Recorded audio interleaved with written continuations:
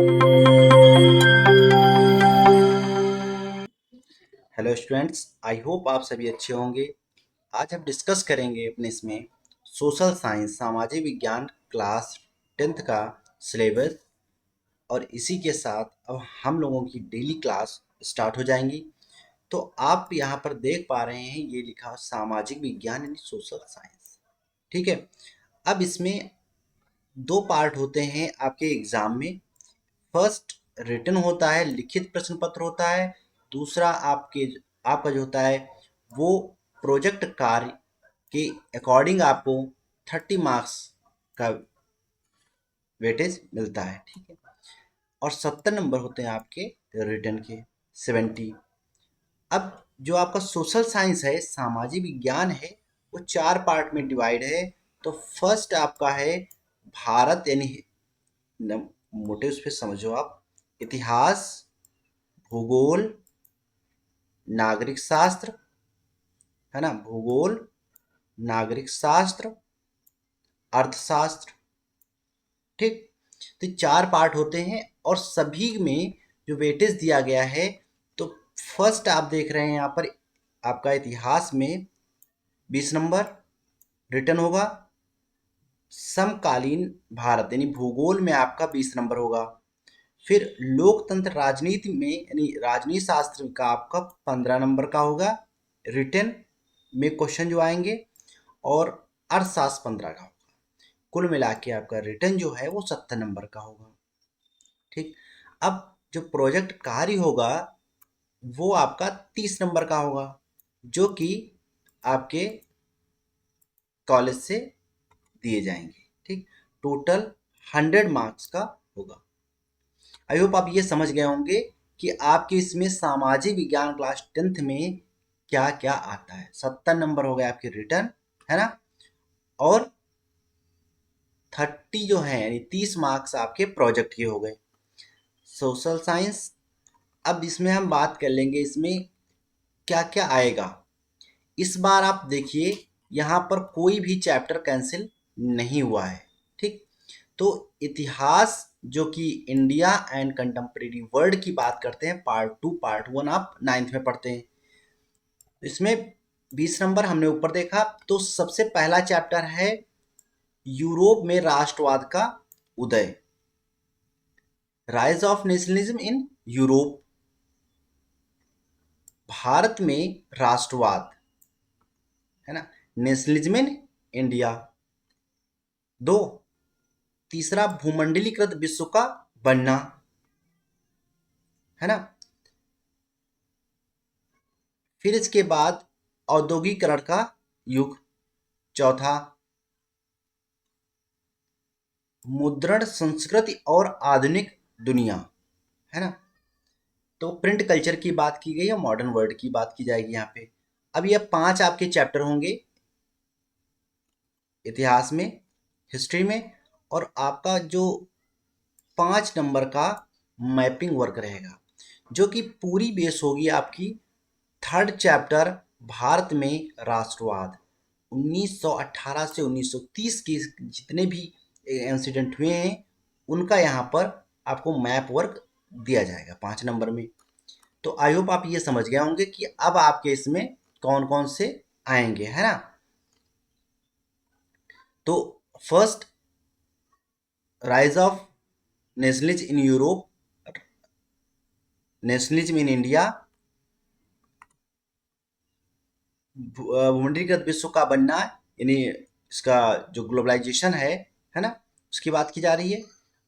औद्योगिकरण का युग, age of industrialisation, print culture and modern world, ये आपके हो गए। और मैपिंग वर्क आपका हो गया 20 नंबर में, ये आपका आएगा।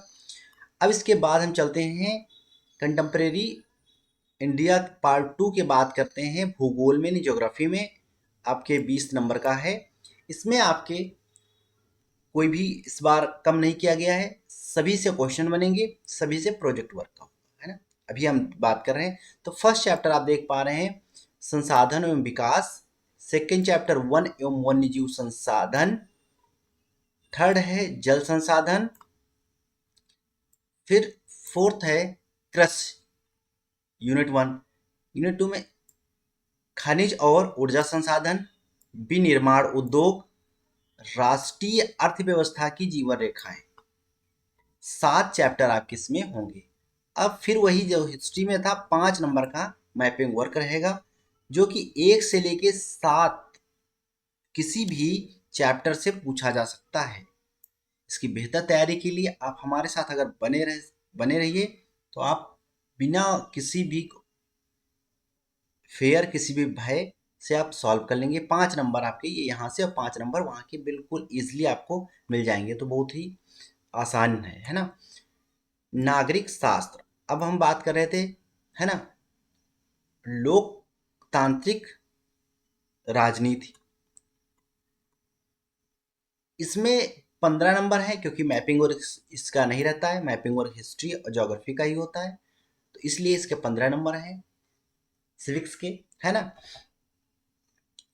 तो इसका चैप्टर, अब क्या हुआ, एक यहाँ पर बात हुई, चैप्टर 1 एंड चैप्टर 2 को मर्ज करके एक चैप्टर सिंगल बना दिया गया है, ठीक है। जैसे पहले सत्ता की साझेदारी, है ना, तो यहाँ पर पहले अलग हुआ करता था और संघवाद अलग रहता था। अभी क्या हुआ है कि पावर शेयरिंग जो है, सत्ता की साझेदारी और संघवाद एक में आ गया है ना, क्योंकि ये एक ही है ही, ठीक है। तो ये एक हो गया। फिर आपका यहाँ पर दूसरा, जाति धर्म और लैंगिक मसले, है ना, कास्ट रिलीजन एंड जेंडर, जो इनइक्वालिटी की बात की जाती है उसके जो मामले हैं। फिर राजनीतिक दल, लोकतंत्र के परिणाम।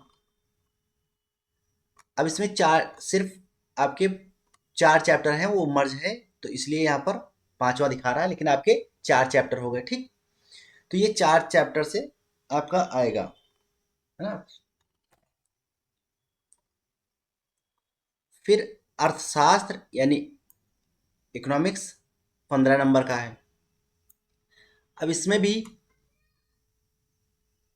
पहले आपका विकास, है ना, फिर सेकंड है भारतीय अर्थव्यवस्था के क्षेत्रक, सेक्टर्स ऑफ इकोनॉमिक, जो इंडिया के सेक्टर्स की बात की जाती है, इकोनॉमिक में कितने सेक्टर होते हैं, और डेवलपमेंट की बात की गई। एंड यहाँ पर मुद्रा और साख की बात की जा रही है ना, मुद्रा और साख की बात की जा रही है। फिर वैश्वीकरण और भारतीय अर्थव्यवस्था, उपभोक्ता अधिकार, तो 5 चैप्टर यहाँ से आपके आ जाएंगे इकोनॉमिक्स से। अब इसमें इतने चैप्टर आप हैं, तो इतने सारे एग्जाम में कैसे पढ़ें, बहुत कन्फ्यूजन है। ये कुछ नहीं, अगर आप हमारे साथ बने रहेंगे तो आप बहुत इजीली से हम वो चैप्टर पर फोकस आपको करवाएंगे और बताएंगे कि ये सब पढ़ना तो सब है, लेकिन कौन आपके लिए एग्जाम के लिए मोस्ट इम्पॉर्टेंट है वो, ठीक है। तो आप हमारे साथ बने रहिए, चैनल को सब्सक्राइब कर दीजिए, अपने दोस्तों को बता दीजिए, है ना। अब आते हैं 30 नंबर आपका प्रोजेक्ट कार्य विधि का, है ना। तो ये आपके टीचर्स पर निर्भर करेगा कि वो, अब इसमें करना क्या होता है, कुछ असाइनमेंट लेना पड़ता है, कुछ पोस्टर बनाने पड़ते हैं, जैसे क्षेत्र में जल प्रदूषण और वनों का संरक्षण एवं ग्रीन हाउस प्रभाव, है ना, इनकी बात करते हैं। अभी प्रोजेक्ट कार्य में कुछ टॉपिक्स दिए गए हैं, इस पे आपको लिखना पड़ता है ना। तो ये आप, क्या होता है कि सिलेबस को बहुत कम फॉलो करते हैं, और ये आपके टीचर्स अपने हिसाब से करवाते हैं प्रोजेक्ट वर्क, है ना। वैसे ये फॉलो करना चाहिए सिलेबस को।